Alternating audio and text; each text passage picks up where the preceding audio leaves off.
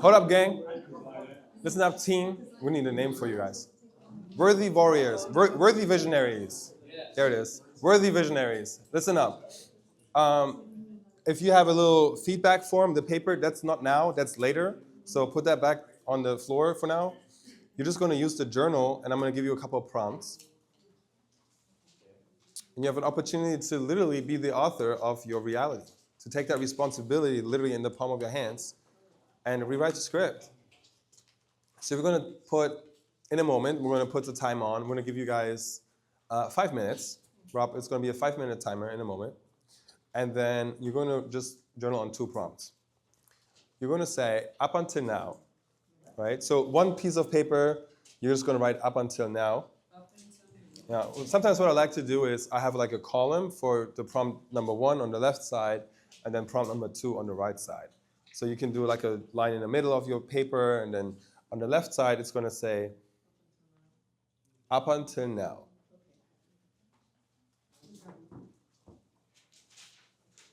So the power of up until now is, up until now, I was a victim to my circumstance. Up until now, I was undercharging and over-delivering. Up until now, I was walking on eggshells. Up until now, I was. So we're just going to acknowledge the awareness that we had about where we've placed our worth, the ways in which we hold ourselves back, up until now. You get the power of that? And we're also acknowledging it's not continuing, because I'm acknowledging it's happened. It's happened. Up until now. Is this things that we want to leave behind? Exactly. Exactly. So this is not the opportunity to say, up until now, I love unicorns. No, it's not that.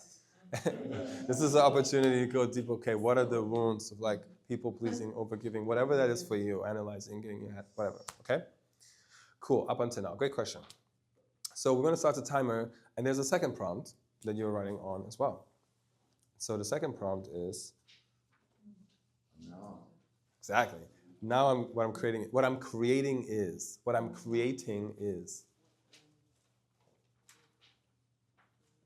So an example of that is I'm claiming my ability to create abundance. Up until now, I had this story that I didn't have a father. True story. Up until now, because I didn't have a father growing up, I wasn't disciplined. I was like, father was supposed to teach me discipline. I didn't have a father. I don't need to be disciplined. I have a good reason for it. Did that serve me? Nope. Is that a self-worth-based decision? No, that's a low-worth decision. So I shifted it and said, you know what I'm creating? Evidence that I'm disciplined. I look for challenges, opportunities to create that discipline. And do 75 hard, complete it in excellence. That was hard, but I did it. Evidence. Discipline. Okay, so that's just examples of what you can use for what you're creating moving forward. And you may want to create something that's a direct opposite of what you've experienced up until now. Okay, so we're going to go ahead and start the timer. Questions on instructions, or is it clear? You have 5 minutes on up until now. This is what you're letting go of, right? And then what are you creating instead? Questions? On our own. On your own. It's you and you. There's no talking. We're just going to have some music on in a minute. I'll get that going. And you're just going to have 5 minutes, you and you. For both sides. I will let you know when we're at the halfway point. So you have a right frame of reference. I will let you know when it's about time to switch and wrap up. You said you without music? I said this is going to be your rap music. I will be rapping the entire time. Yeah. No, it's going to be some no lyrics vibes. Okay, so with that, we're going to put the time starts now, up until now.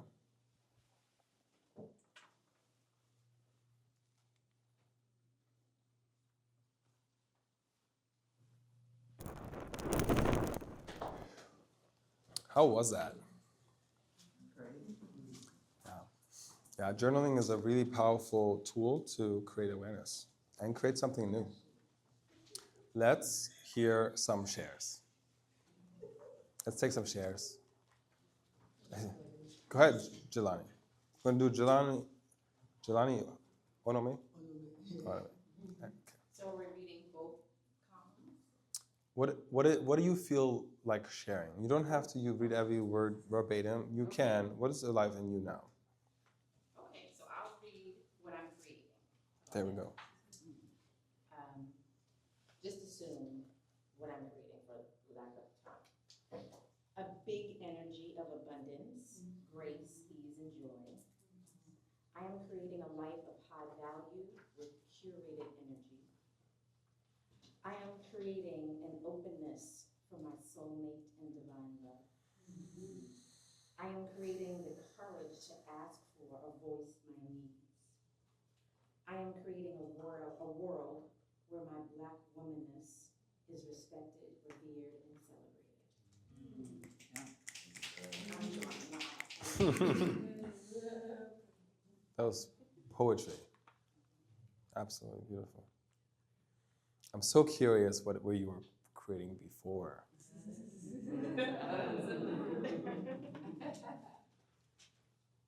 What is it that is up until now for you? Lack, dis-ease, struggle. Got it. Thank you for sharing that. Yeah. Go ahead. So Actually, Ashley, I remember calling on Onome, and then we'll get right over to you. Onome, you still feel like sharing? Okay, I'm just gonna probably do both side by side, and Sure. it's mostly about. Can you guys hear Onome in the back? No. Some can't. So your opportunity is to rise for greatness. So up until now, I was only aware of awareness passively, and now I'm more aware, and I will use this level of awareness to contribute and amplify my generational work. Up until now, I resorted to relying on opportunities I was creating my worthiness around. And now I'm open to exploring the unknown wealth of abundance in opportunities that I know nothing of. And up until now, I wasn't aware of generational worth and how it affected my decisions and current reality. And now I'm aware of generational worth and how it affects the roadmap of my generational wealth journey. Let's go. Beautiful. That's powerful. Who else has a share? Let's hear from somebody where we haven't. Oh, Ashley, of course. My God. I have not forgotten about Ashley. Okay, so I before created growth through hardship and giving of myself fully to other people, whether they deserved it or not, and always thinking they were better than me.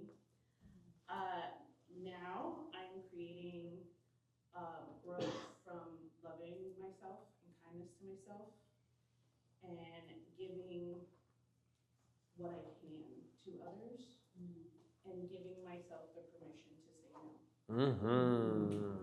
Let's go. Who resonates with that? I just learned the power of what I can do and what I can't do. The simple of like what I can do, what I can't do. I think so often we're just like, I can do all this without acknowledging, actually, I can't do that. And you have permission to say, I can't do that. But here's what I can do. Okay, bear it up. I needed to convince people of my healing gift. That's what was up until now. Knowing that my aura, my voice is my sovereignty. Come on, bear it up. And there's one more. I attach to the outcome of events, of choices. Trusting in who I am, my divine higher sovereign self. Beautiful. Absolutely. There's a lot of poetry in the room.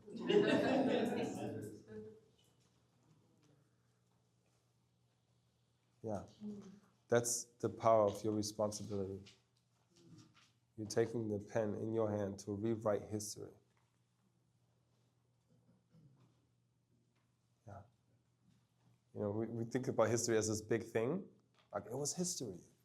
It's just people living their lives, right? It's just what happened. What about the story that we're creating? So this is responsibility. And one of the things I wanted to touch on, Richard, you talked about responsibility feels like freedom. Who here resonates that responsibility equals freedom? That feels true for you. Now. It does now. Okay, we talked about this. So for the longest time, who doesn't feel like it's the same? Just, responsibility, freedom doesn't equate. Okay, got it, thank you. I didn't used to believe that freedom and responsibility were related. I used to think that the more responsibility I have, the more work, obligation, and I don't want that. Until a mentor shifted my perspective and it freed up a lot. And I want to invite you to a little thought experiment where if you think of yourself in a scenario where you have the least amount of responsibility, there's nothing you have to do, nothing you have to be responsible for, nothing you got to do, nothing. Just what's in a scenario where you have no responsibility? Can you think of one? TV. Watching TV. Tired, homeless. Tired, homeless. Yep. Absolutely. So, in a hospital bed, right? Watching TV. So there's something we say around sometimes, it's like your life is either filled with commitments or addictions. So Damn. that's the responsibility. Interesting. It's another fire starter. So I love that. And I want to make a point about sometimes we think that having responsibility is this thing where we should avoid it. But if we had zero responsibility, we also have zero power. And now if you think about yourself in a space where you have the most responsibility, maximum fathomable responsibility, like you're in charge. What is that? A leader of a group, leader of a community, of a family, leader of a country. It doesn't mean you have to, if you're the leader of a farmstead, doesn't mean you have to plant every fruit and feed every cow. No, it doesn't mean that. It just simply means that you're responsible for it all. It doesn't mean that you're doing it all. You're creating it with as simple as you writing it in your journal can be how you're creating it. Wouldn't it be hard to have self-worth if you had no responsibility? That's an interesting inquiry. How do you create an opportunity to make yourself proud when you are not responsible for anything? Go ahead, Greg. I'll throw a new angle on it because I feel that responsibility is there when we simply recognize that, when I recognize that I am a soulful embodiment in the universe that is equally responsible for the evolution of this universe. No matter what I do, I am fulfilling a role of some kind of experience which is helping the universe to evolve. Wow, Yes. that's powerful. Greg, have you ever heard the compliment that you remind me of Alan Watts? Alan Watts. Alan Watts right there. Wisdom, poetry, it hits. Play with that. Is this really you? Are you Alan Watts? Is that really you? Got it. Powerful. Absolutely. Evolution. It's like evolve or repeat. Evolve or repeat. You have awareness. Now what? Evolve or repeat. You want to keep that painful awareness again? Or I want to, you know what? I don't even want to be aware of that anymore. And take yourself out.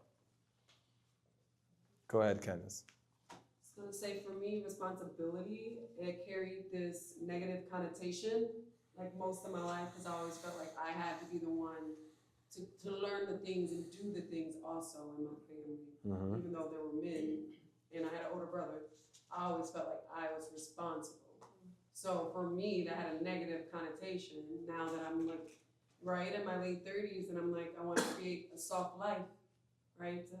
Be a wife and have a loving family. And to know that comes with responsibility, right? But that word used to scare me.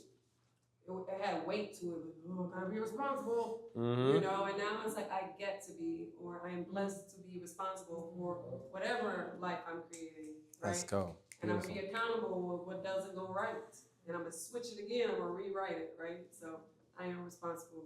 Thank you. Amazing. Let's give it up for Candace, everybody. Blessed to. Blessed to be, you know, I get blessed with the responsibility to change the world. Absolutely. Ira. So I think we get to define what responsibility is for us. It can either be an opportunity, as you said, or it could be a pressure. It could be seen as pressure, right? So to see responsibility as an opportunity, even if it's hard, that we can grow. Like building muscle takes resistance, right? So seeing, not necessarily suffering, but seeing it as challenges that then help us grow, right? So, you know, from awareness, once you're aware, then you have, you know, you can create the responsibility to walk through that awareness and, you know, choose to use the opportunity. Yes. Choose to use the opportunity of growth. Responsibility is the opportunity to choose the opportunity for growth. Absolutely. What's coming up for me in that is, you know, we just picked up the pen and wrote like the past history of what's up until now. Picked up the pen and says, here's what I'm creating. And it's really as simple as that we're rewriting the script. When we can, being responsible also means that in this moment, I'm creating something new, regardless of what happened in the past, regardless of what happened, despite evidence at times, despite, you know, the people supporting or whatever. If it's meant to be, it is up to who? It's up to me. Exactly. I really Audrey. want to share something that might resonate with some people here, and I think it would with you. And I don't like to bring up other things that I did, but when I was doing the Landmark Forum, and we had, they were life coaches, and we had seminars that lasted 3 days at a time, and maybe had a lunch break, and then 2 breaks in the morning, in the afternoon, or sometimes it would go till 10 at night from 8 in the morning. And we all had to show up. And what they meant by show up is if 3 people would come back to a room and the 4th person wasn't there, it hinders that community, that little community. It stops them from, it's like the wheel on the car.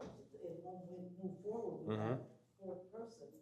And sometimes we understand that things happen and there are emergencies and you make a call, you know, in time that something happened and you couldn't show up, you apologize.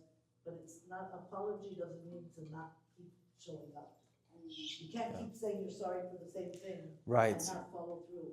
And also, I learned that holding on to our baggage and our pain doesn't let us free us to move on. Correct. So when you can really, really get it in your head that this all happened, and if I keep telling people about this, this is how people see me. If I don't want people to see me in that image, I need to throw that away and reinvent myself. And how many people have reinvented themselves so they became successful? Because it's usually your family or the people that know you that said, you can't do that and you're not going to be a millionaire, because they have a perceived conception of who you are, that if it's usually strangers that don't know anything about you, that you can reinvent yourself. And I'm not talking about lying, but seriously saying, this is who I am, this is what I'm going to do.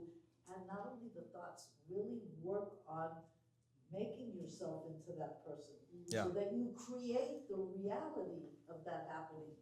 And I believe anybody can do it. Absolutely. Absolutely, Audrey. Powerful. Let's give it up for Audrey. There's something here I don't want to add to that, and then we'll get to transition into the next exercise. But there is, whenever you meet new friends, that's all they have. That first impression on how you show up in that moment. So whenever I host a gathering, I invite people to show up as your authentic self, your best self. Whatever happened, let it be, and show up with your intention of what you're creating. Right? Show up with where you're going. And you start finding people that want to support you. So if you come in with the victim story of what's happening to me, many of you have done phone calls with me, and the people ask me how I'm doing. It's so interesting, the evolution of that. When I was in my corporate days, I would say, I'm fine, right? It's like, I'm fine, great. But I was empty inside and it wasn't fine. I was just kind of lying. Now, people ask me how I'm doing, I say, I'm too blessed to be stressed. And the difference is, I'm intentionally using the opportunity that somebody asked me how I'm doing, and I'm intentionally choosing. I'm blessed. Counting my blessings in the moment. I'm alive, breath in my lungs right now. I'm in America. That's my dream. Still here. And then the list just goes on. All the things I can count that I'm grateful for. But that's a choice in a moment. And now that person gets an experience of me as opposed to my low self and whatever, a story I could have made about whatever that just happened to me or whatever, right? I'm like, actually, I'm grateful. That's how I am doing. How are you? I'm sending them energy. I'm giving them energy, right? That's the opportunity with every interaction that we have. Whenever having a new friend circle or a new community like this, you can choose who you're being going for, and that's all they'll know about you. And they're going to actually reflect it back for you, right? Like we heard Jelani talk about all the wealth and abundance that she's creating. It's like, yeah, she's that on a wealth vibe. I'm vibing with her. And so next time when I see her, I'll be like, Jelani, so what are we building? You know? So that's the energy. Are you getting it? Go ahead, Darren. One last little perspective. Yeah.